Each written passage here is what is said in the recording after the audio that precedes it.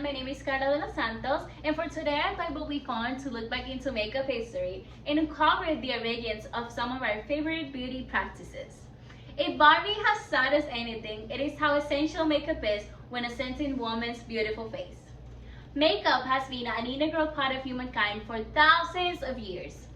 Me personally, I started getting interested in the world of makeup since I was 15 to 16 years old. And I think that in order to understand the constantly changing trends, it is interesting to take a look at the evolution of it. To start, the earliest historical record of makeup comes from the first dynasty, since 3100 to 2907. And believe it or not, Egyptians were really into skincare. Tombs from this era have revealed unguent jars. This unguent was a substance extensively used by men and women to keep their skin hydrated and protected from the harsh Egyptian sun and to avoid wrinkles from the dry heat.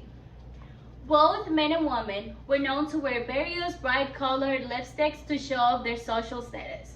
And women will also decorate their eyes by applying dark green or blue eyeshadow color to the underlid from copper and leather mixtures.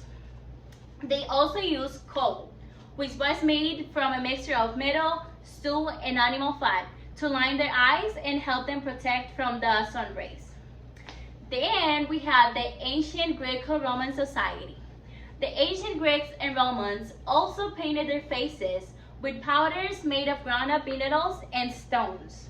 From the Middle Age until the end of the 19th century, pale skin was in, and the Greeks would use chalk or lead face powder to appear pale. For this era, only prostitutes and lower class women will have their use color on their lips, cheeks, or eyes. Queen Elizabeth I of England, with her white face and large forehead, is quite representative of this look, which was popular for the centuries. During the Italian Renaissance, acqua tofana was a face powder named for its creator, Signora Tofana, made from arsenic. Signora Tofana instructed her rich clientele to apply the makeup only when they were around their husbands. It is interesting to note that Tofana was executed some 600 dead husbands later. Flappers 1920s. With the development of makeup counters in the early 1900s, makeup no longer carried the Victorian era stigma that beauty is a more natural look and well-maintained skin.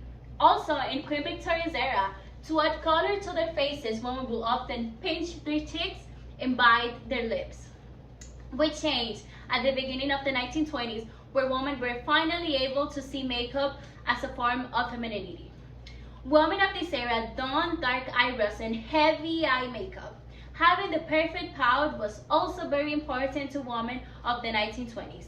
They will spend their time using scarlet color metal-based lip liners to achieve the perfect Cupid's bow. Now let's talk about the era between the 1930s and the 1980s. Well, from the 1930s through the 1950s, various movie stars proved to be the models for the current trends in makeup.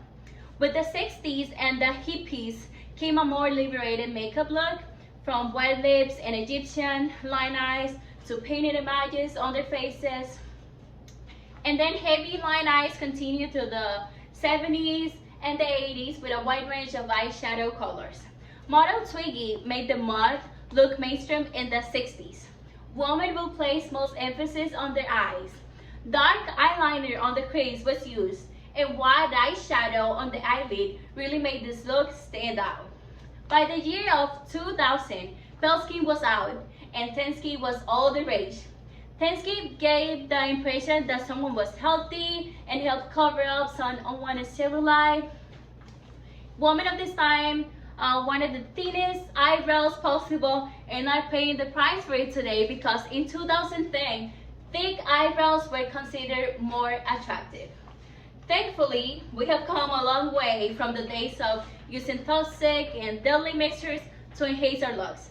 Today's multi-billion-dollar cosmetics industries must meet strict government regulation about what they can and they cannot include in products and must follow safe manufacturing guidelines.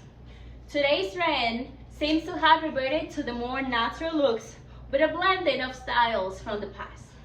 But it is more important to reflect one's inner beauty as the real beauty of a woman. Outer beauty will not remain forever, no matter what drastic measures are taken. So we all have heard the saying that the eyes are the windows of the soul. Look into your own orbit. Take stock of the woman inside and be happy with who you are.